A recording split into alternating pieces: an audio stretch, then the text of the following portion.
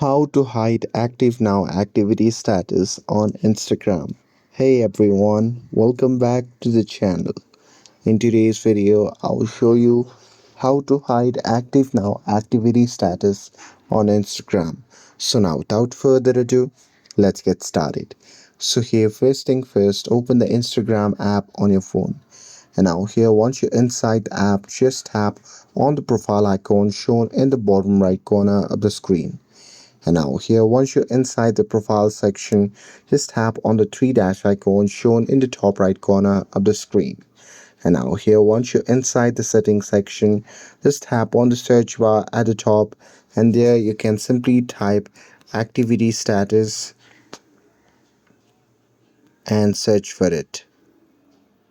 And now here once you search for your activity status, on the result you'll see the option labeled as show activity status. So simply tap on it. And now here in this section you simply have to toggle off this option that says show activity status, and that's it. With this, if you found this video helpful, then don't forget to like, share and subscribe to get updated for more videos. Thanks for watching, and I'll see you in the next video.